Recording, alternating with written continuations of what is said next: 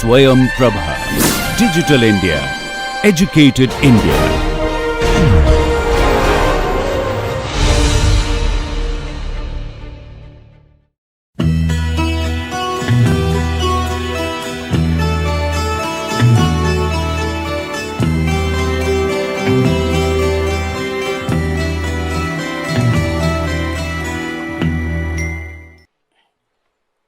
Today we shall start the basic principles of polymer synthesis.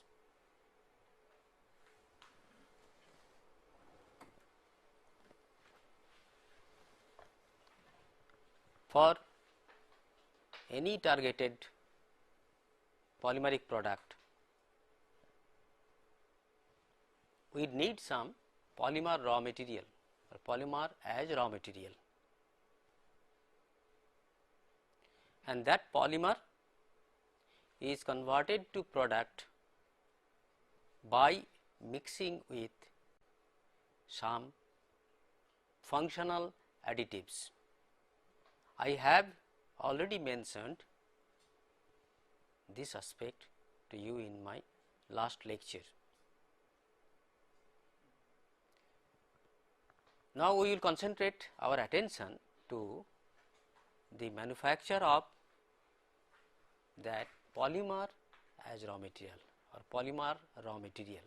That means the virgin polymer material, pure polymer material from its monomers. There are various principles which are followed for the manufacture of such polymers, and you have seen from the classification scheme that there are condensation polymers, there are addition chain polymers. You have seen, because those condensation polymers or addition chain polymers or step polymers are manufactured by following certain principles of synthesis. Now, here in this slide you see monomer in general needs to be converted to a polymer. This is small molecule, this is macromolecule.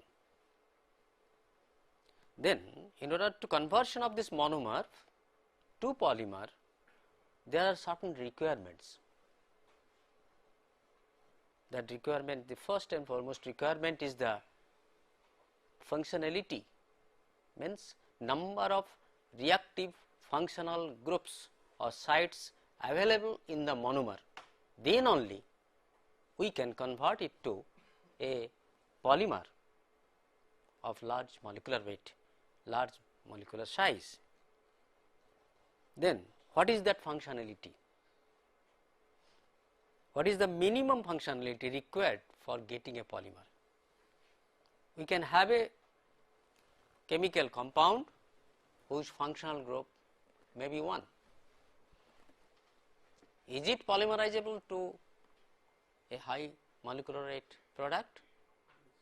No. So, minimum requirement of functionality is 2, at least 2 sites should be there. Then only with the help of those 2 reactive sites, it can link up with one another, forming a very big macro molecule known as polymer materials. Then if there is minimum functionality of 2, then what is there any maximum requirement of functionality? Can it be 3? Can it be 4? Can it be 5? Yes, it is possible to have 4 or 5 or 3 reactive functional sites on a molecule. Then what will happen to the polymer structure, polymer product, or what kinds of conditions are necessary to convert those monomer molecules having more than 2-3 functional groups leading to a polymer.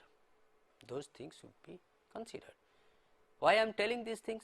Because if people may need to synthesize a new polymer, may need to design a new polymer from a new monomer.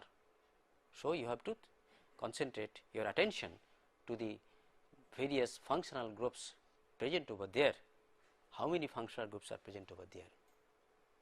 Say for example, if the functionality is more than 2, what will happen? If the functional sites are 2, then it is a bifunctional monomer, it will lead to a linear macromolecular chain. If there is a third functional group, what will happen? Suppose this is a molecule having one functional group here, another functional group here. So, it will lead to a polymer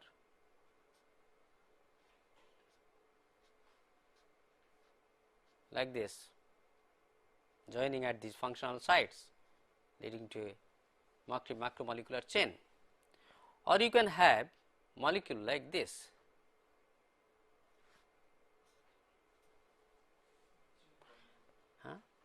all they are reactive. Of course, the nature of this functional group is different from the nature of this functional group, otherwise it cannot react. Say a diol cannot lead to a polymer, but a hydroxy acid can lead to a polymer like that. So, a trifunctional monomer in which one may be carboxyl group, another may be hydroxyl group, and this may be again a carboxyl group. You go on thinking what might happen. Trifunctional, or you can have a tetrafunctional monomer, you can have a pentafunctional monomer. Say pentaerythritol. Those who have this chemistry background, you know the formula of pentaerythritol. You know the formula of glycerol, that is also an alcohol. If you react glycerol with phthalic anhydride, what will be the nature of product? What will happen during polymerization? So, these things will come across gradually and we will see. So, we have to look into the nature of polymer product. Looking at those points, we have to go for a proper selection of monomer before synthesizing a polymer. First of all, you have to select what polymer we are going to synthesize, a polyester or polyethylene.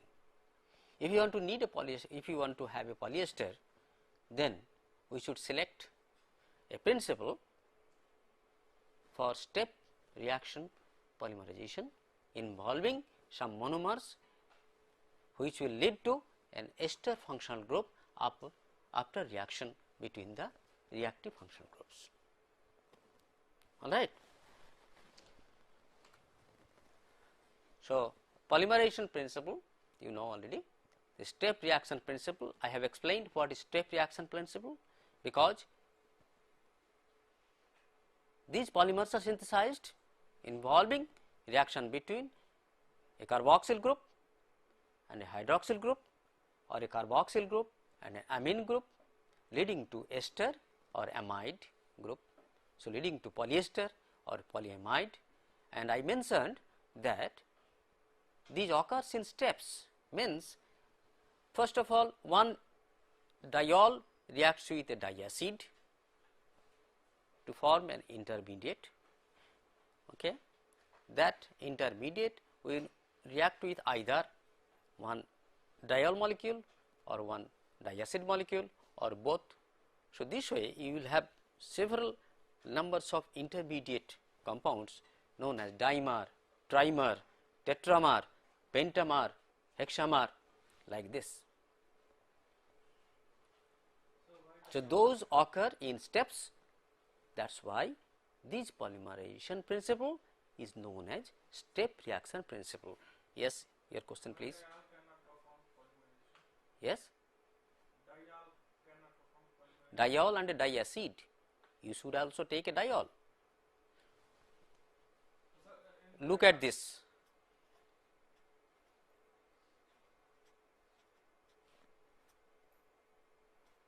What is this? Diacid.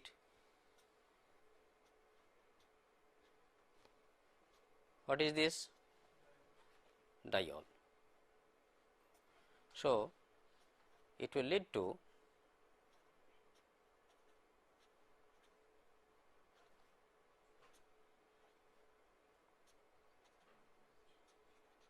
this is an intermediate, at this end an acid group, at this end an alcohol group.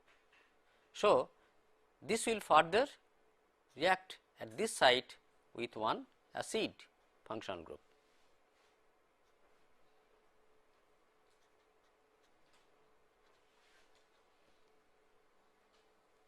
And this side will react with an alcohol functional group.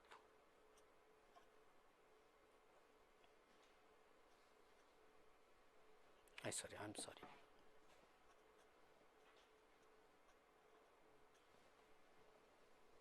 Right. So, this intermediate has a capability of reacting with one diol molecule at one side, one acid molecule, one diacid on the other side. So, this way it will continue to go on increasing the length, and these reactions occurs in so many different steps. And you know, these esterification reactions or amidification reactions are all equilibrium type reactions. They set an equilibrium after certain progress. So, equilibrium means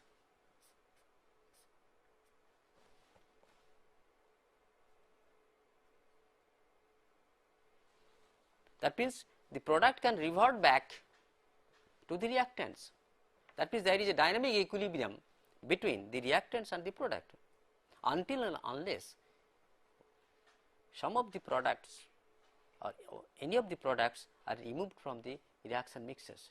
That means you have to break the equilibrium by removing the reaction product. So, in this case some water molecule is produced as a byproduct. Now, if that water molecule is removed from the reaction chamber, reaction medium, then this reaction will proceed towards the forward direction, breaking the equilibrium. This is a principle, you know, otherwise you cannot get the growth of progress of reaction, you will not get product until and unless you break the equilibrium. Anyway, this is the nature of step reaction polymerization, and there are other principles, chain reaction polymerization, which can occur through periodical mechanism or ionic mechanism or coordination reaction mechanism. Apart from this, actually this we have we have to follow various techniques of polymer manufacture: bulk, solution, suspension. That means polymerization in bulk, polymerization in solution. Bulk means without using any solvent. Polymerization in solution means you dissolve the monomers in a suitable solvent, apply sufficient and necessary conditions, necessary and sufficient conditions, it will start polymerization and continue. Finally, you isolate the product and purify, and product is a polymer. Then emulsion polymerization technique and suspension polymerization technique. There are other techniques like say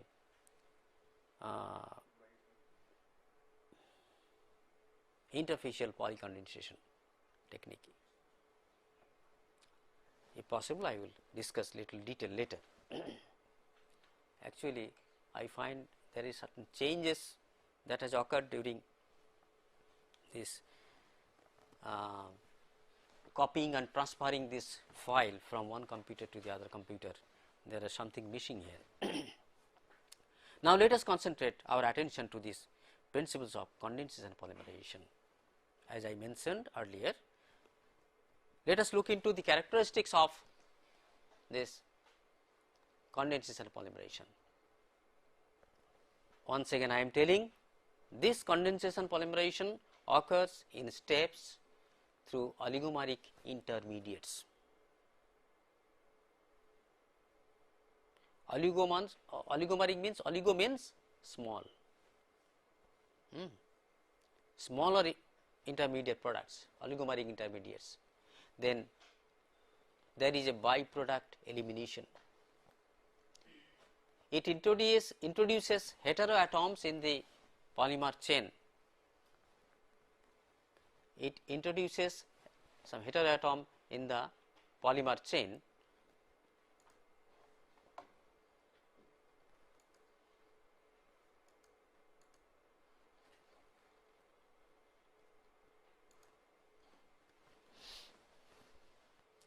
The reaction is slow, polymerization reaction is slow. It takes long time to complete, to get a product, polymer product. And one most important parameter is this kind of step reaction polymerization, polycondensation reaction needs a very strict control of purity and reaction stoichiometry. Stoichiometry, I mean, here you see you have taken this monomer, diacid monomer, and this diol monomer, then what is the molar ratio or mole ratio of these monomers? It implies here for this particular case it involves 1 mole of diacid with 1 mole of dialcohol, diol. In paper we are writing, but in real situation when you will be asked to synthesize a polymer using certain quantity of 1 mole of diacid and 1 mole of dialcohol, what you will do? You will calculate the molecular weight of these two compounds, then you have to weigh the amounts corresponding to 1 mole of each, then mix these two reactants in presence or absence of solvent, apply polymerization conditions, and it will start polymerization. But while you were weighing these two reactants, you have to be ensured that these reactants are perfectly pure, means having 100% purity, this diacid and diol. These are chemical compounds.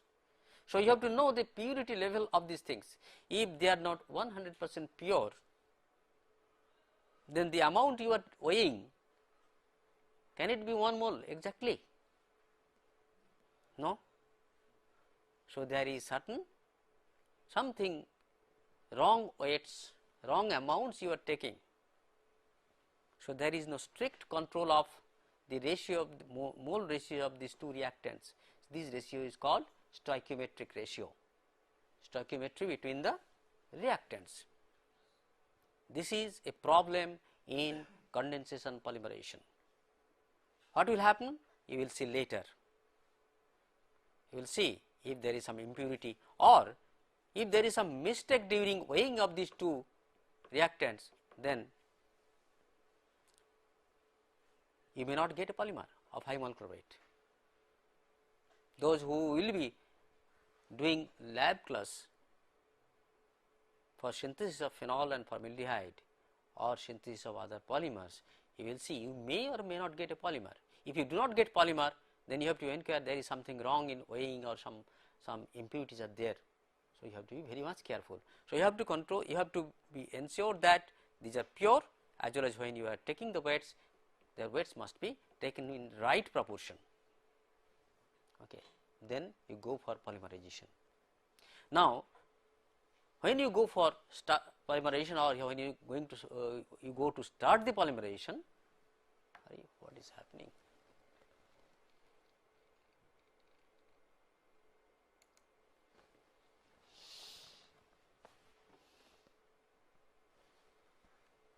There is something wrong.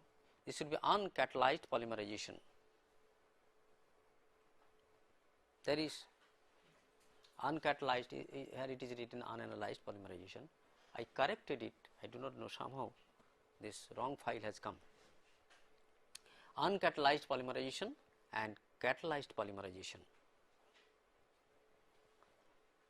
Okay.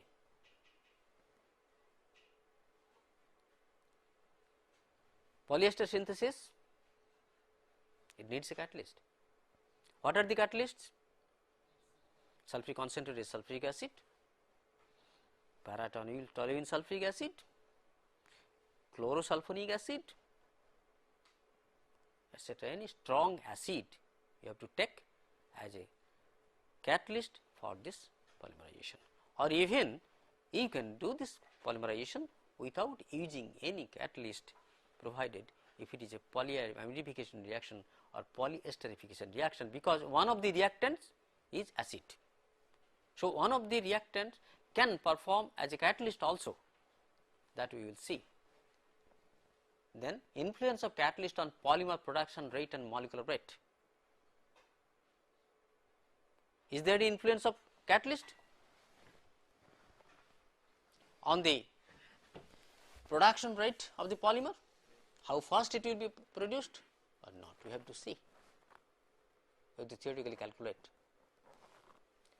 Then its control of molecular weight. So, in this molecular weight control, we will see what is the value of degree of polymerization that could be achieved after the polymer product is isolated. We have to assess that, we have to find out, we have to evaluate that. And what is the extent of reaction? Means what is, to what percentage of monomers have been converted to a polymer, that is called extent of reaction.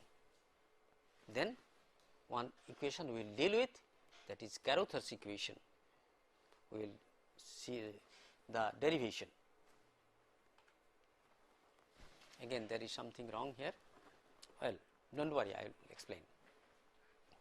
Now, this is a condensation polymer we are synthesizing here today, we are discussing here. Now, if you take, if you synthesize polyethylene, there is no problem. You take ethylene,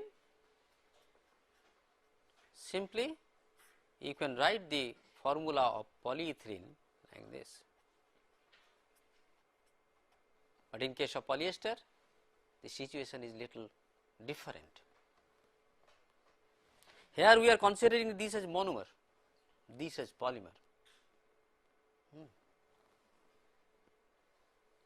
Then here we are starting with these two compounds, which one we should consider as monomer.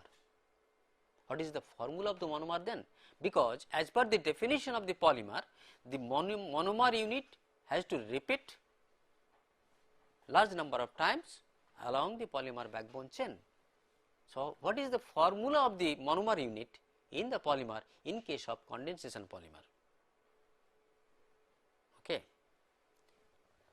So, for a polyester it is the structural unit, for a polyester it is the structural unit, that is the residue for each diol or diacid. So, this is a diacid, from diacid what is removed, what is retained, this portion is retained, and from diol this portion is retained, you see. So, here RCOO, again R prime is coming, OH. So, this thing is coming. So, this is the residue from diol and diacid. This is the monomer unit in a condensation polymerization.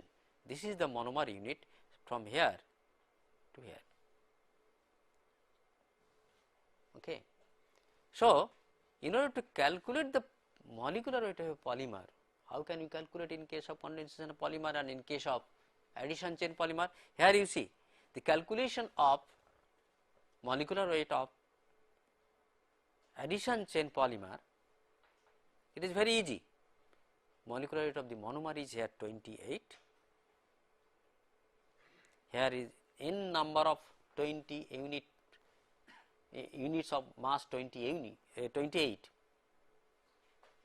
are present in the polymer chain. So, molecular weight in this case is very easy to calculate, 28 N. This is the molecular weight. If N is 50,000, that is the molecular weight. If N is 10,000, that is the molecular weight multiplied by 28. In this case, so you have to calculate the molecular weight, molecular mass, taking from the CO, R, CO, O, R prime and O. So, molecular weight of a polymer, condensation polymer, you should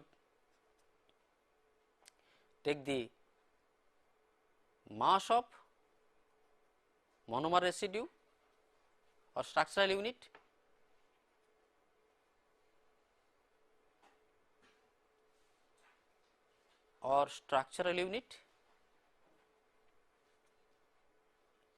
into degree of polymerization plus molecular weight of end group. What are the end groups? Because this will continue to increase, repeating this portion residue within the parenthesis, within the third bracket, and outside the bracket there will be one OH and one H. So, molecular weight of the end groups here 18. If it is a case of polyamide, OH and H,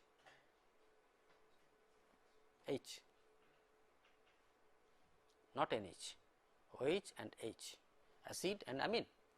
You see, you verify. Sometimes it is HCl, sometimes it will be NaCl, depending on the reactive functional groups present in the monomeric unit. Okay. Then what is degree of polymerization then? How we can calculate?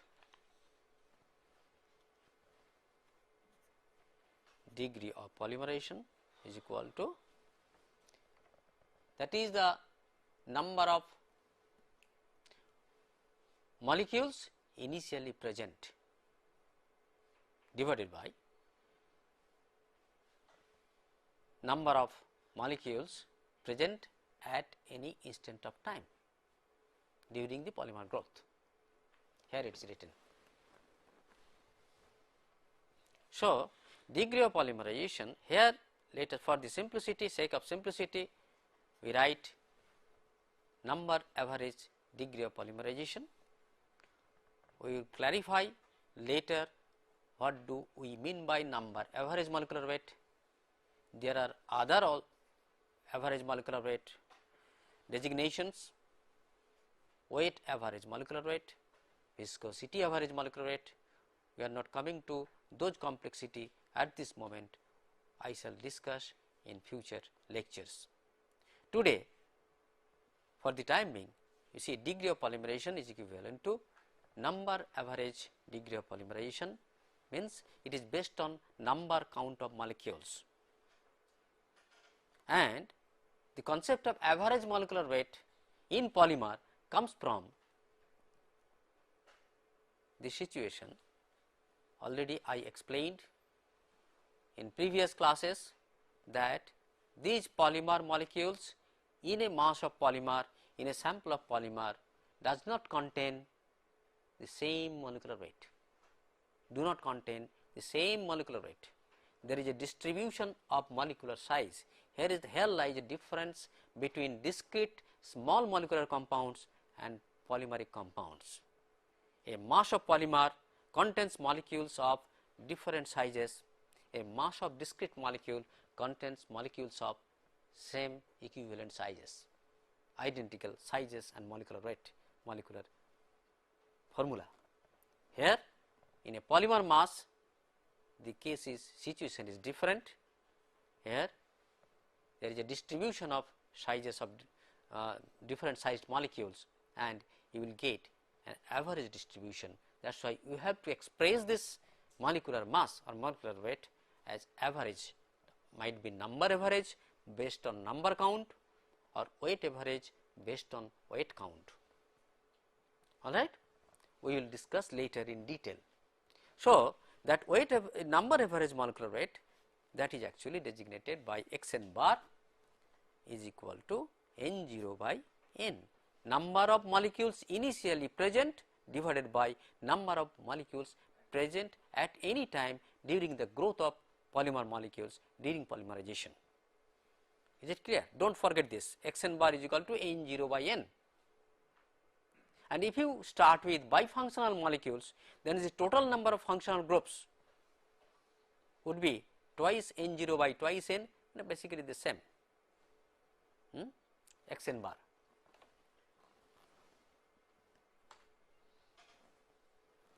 Now, let us have a concept now, extent of polymerization. What is this extent of polymerization? It is very simple. Extent of run, extent of growth. To what extent growth is there? 80%, 90%, 50%, 5% or no, or 100%, 100%, 10% growth. That is called extent of any function, extent of any function, say extent of reaction, that is called fraction of reaction, or extent of conversion of the monomers to polymer, designated by P, small p, the fraction of the either hydroxyl groups or carboxyl groups or both are converted to a polymer or reacted to form a polymer at time t.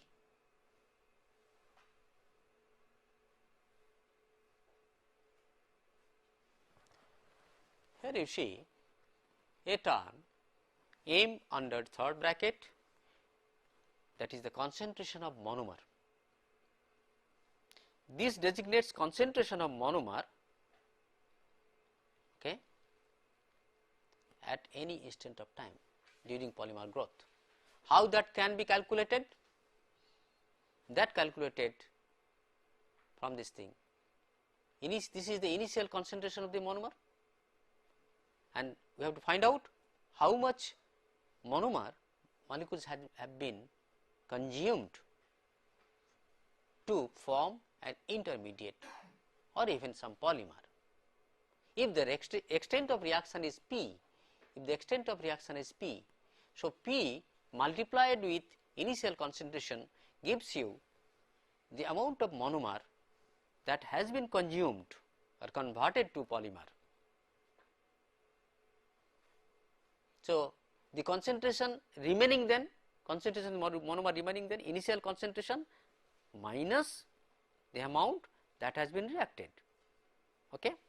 So, M0 into 1 minus P. So, this is the,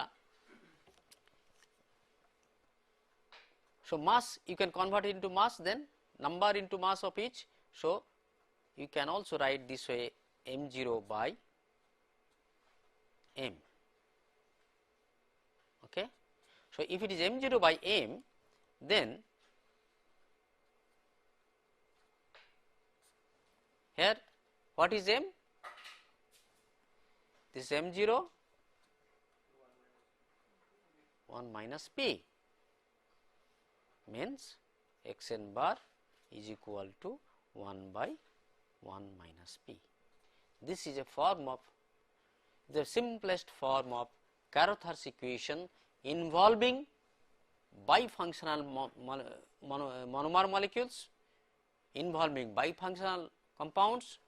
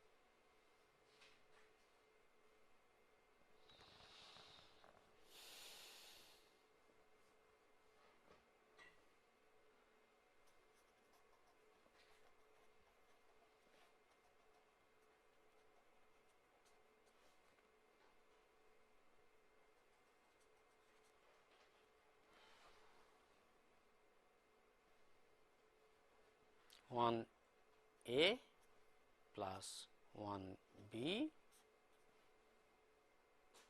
it leads to 1 A B.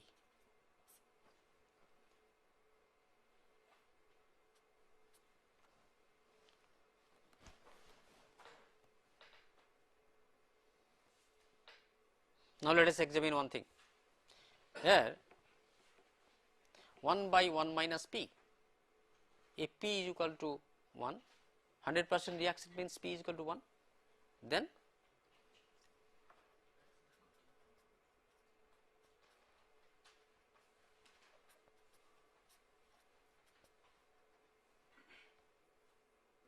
theoretically if you take 10% pure monomers with strict control of molar ratio stoichiometry,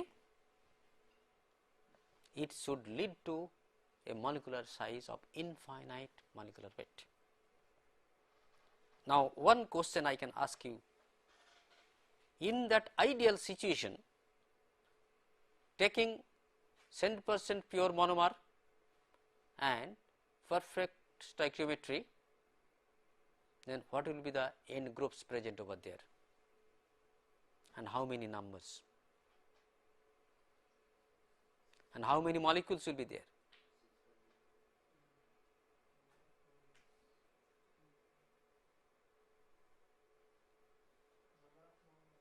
If you can clarify this concept, then you will understand polymer, otherwise it is difficult.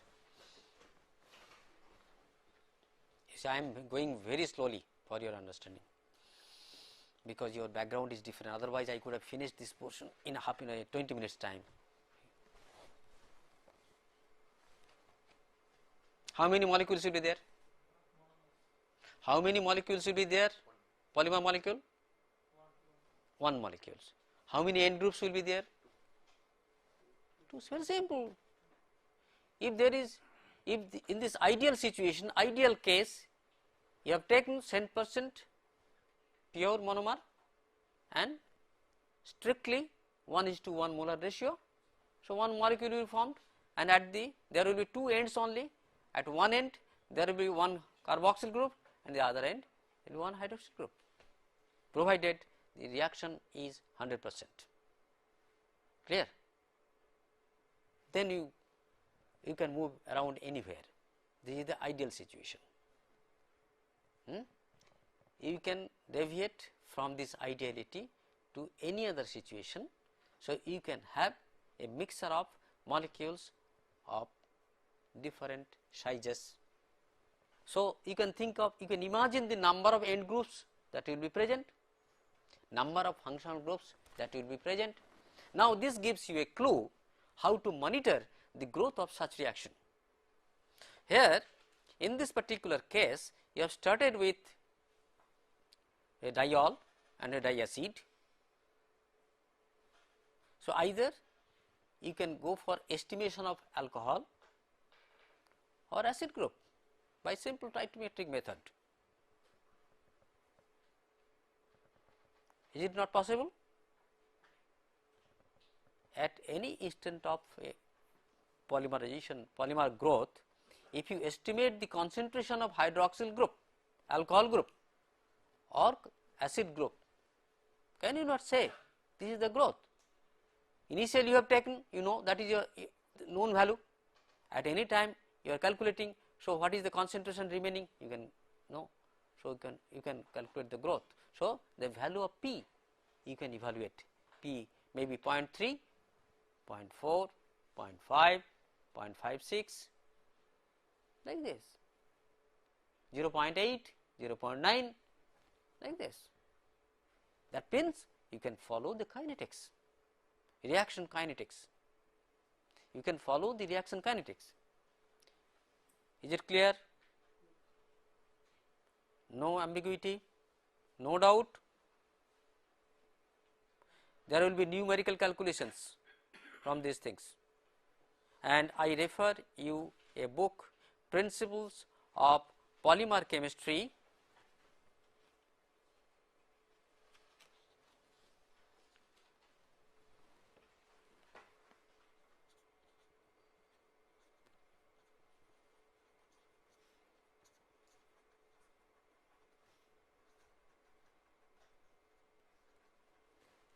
by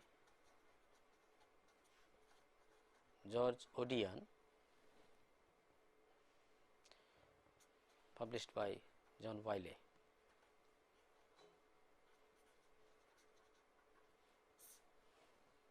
It is a very good book. There are copies in the library, or Indian edition is available.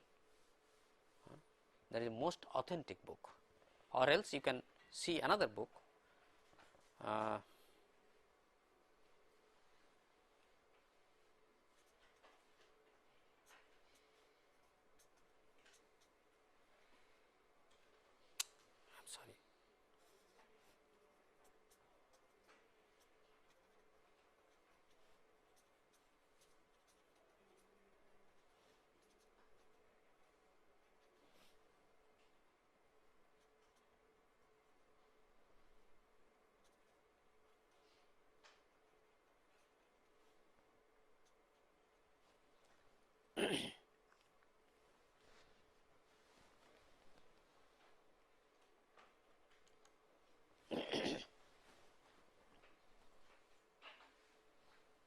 You have to go for numerical calculations, calculation of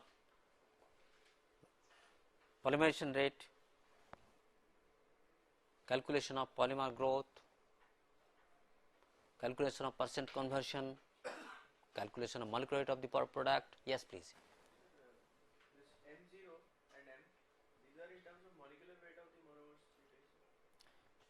Of course, sure. Then how do you find This Mn bar you see molecular weight, number average molecular weight. This is the number average degree of polymerization multiplied by molecular weight of the monomer M0. Here you see MEG is there. Actually this M0 here, M0 is the mean molecular weights of two structural units. I showed in the previous structural unit. That means the portion within the parenthesis. This is not a concentration term. Molecular weight of the structural unit enclosed within the third bracket multiplied by this degree of polymerization, plus two end groups will be there, mass of the end groups, left side, right side, and xn bar is equal to 1 by 1 minus p, this thing. It is very simple, but you have to do practice. Okay. I am going to the next slide. Sir, what is the parameter which decide the different chain length polymer molecule? That is a very good question. Which parameters are responsible or dependent to form, he is asking, leading to molecules of different sizes. Now you know, any reaction that occurs due to the collision of the random collision of the reactive species in a reaction chamber, am I correct? Out of 10 to the power 13 collisions, one collision might be effective in carrying out the reaction. Okay. So in a chamber, in a reactor, you have taken these monomers are colliding with each other, probably they are not achieving their sufficient activation energy to start that reaction. Okay. If one collision achieves that activation energy, then that will start the reaction. So that is a dimer, then that dimer will be collided with a monomer or a dimer or a trimer like this. So this way there are random collision among the units present in the polymerization mass. Do you understand? And such this way growth occurs, and sometimes we stop the growth, stop the polymerization to isolate the product. Otherwise, if you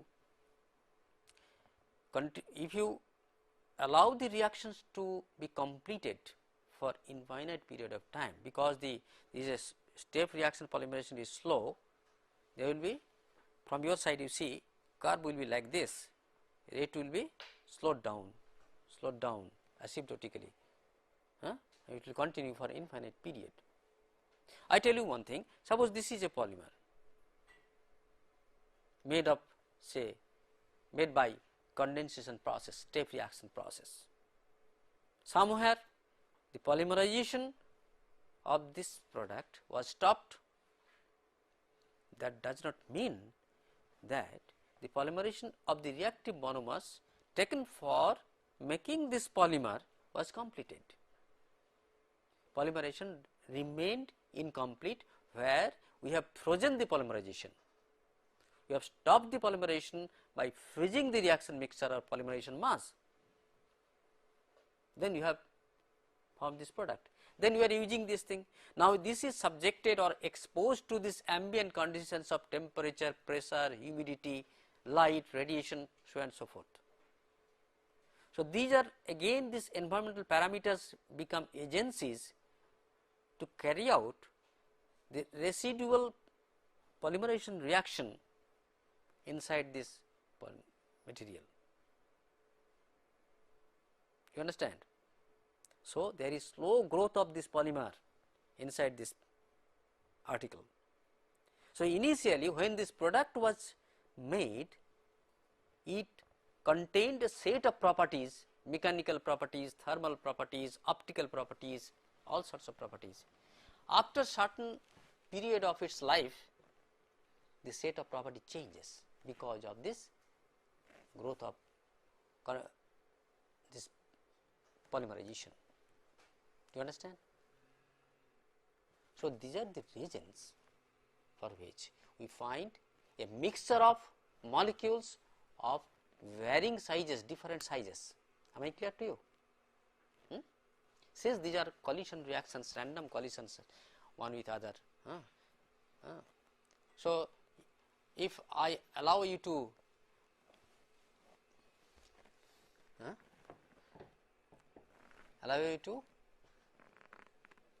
start wrestling or this fighting, what will be the product? Only blood. You can find some of your finger is removed, some of your leg is removed, palm is removed, nose is removed, and some teeth also goes also. So the products are different, and then your mass will be different. If a part of your body is removed, your weight may be decreased by 1 kg or 2 kg like this. It is like this. So if there are some reactions, interactions, reaction means interaction. If there are some interaction, so it may not lead to of same size, a product of same size. Of course, if you want to make one product only out of smashing all of us, then we will get a mass of tissues. That is different thing. So I think I am clear to you. Now, the basic situation I have told. Now let us concentrate little bit into chemistry. If you don't like, I will not go in detail. Now what happens actually, you may be curious enough, what happens during this growth of polymerization involving an acid and alcohol? Nobody bothers to think, but this is the situation. Here you see a carboxyl group reacts with one alcohol, this is acid, okay, acid, protonation, this is acid. So it can add some protein to this thing. So this carbon will be protonated. Now this protonated species will react with the alcohol, forming again this intermediate.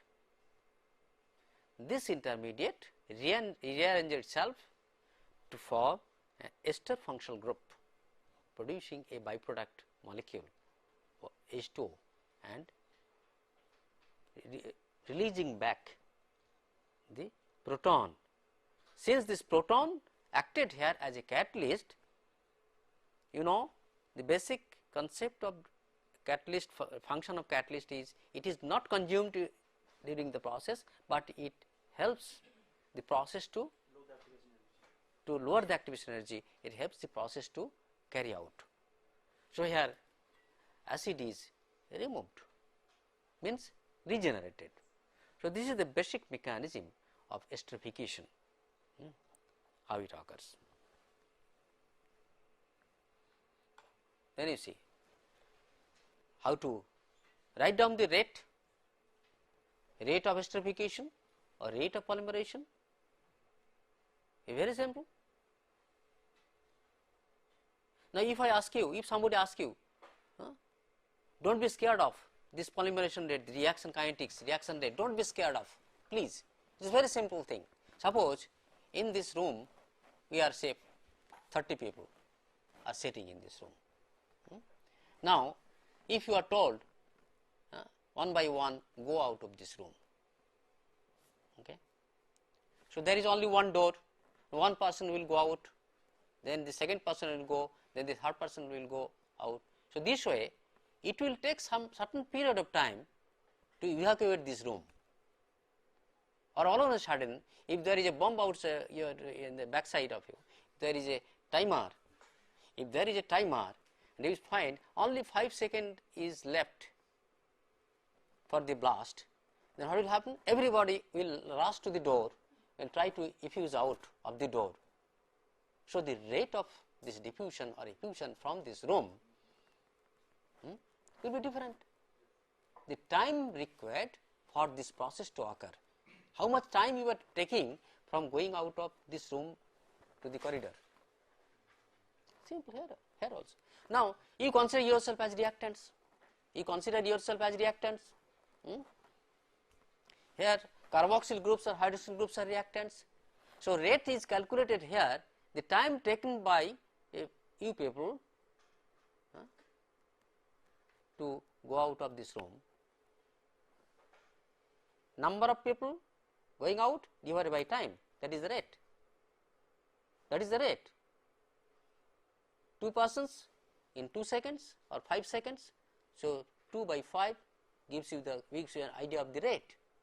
Here also, how many carboxyl groups are exhausted or hydroxyl groups are exhausted, because what your what is it called?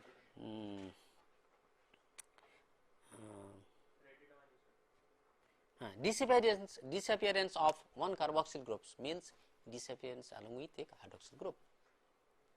Disappearance of one carboxyl group means disappearance of one hydroxyl group also, because this disappearance occurs by as a result of reaction between carboxyl and hydroxyl group.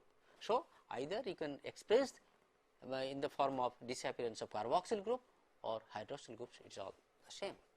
Now, here you see this is proportional to or equal to some rate constant and the concentration of the protonated species and the hydroxyl group.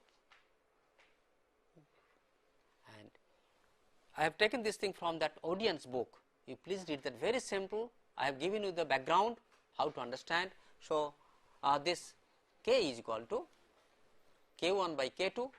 In the previous slide,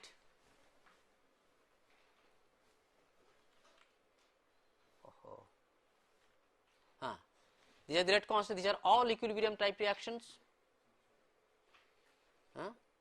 Now, in order to get this ester, this reaction, this step has to be reversible, This step is to be reversible, otherwise we cannot get the product. So, these are the various rate constants for different intermediates here, and ultimately all those rate constants are involved in the rate equation, and overall rate of esterification or overall rate of polymerization can be calculated considering the concentration of taking the concentration of carboxyl group, hydroxyl group, and this involving this acid as a concentration term in the rate equation. There are certain regions, I will explain later. Okay.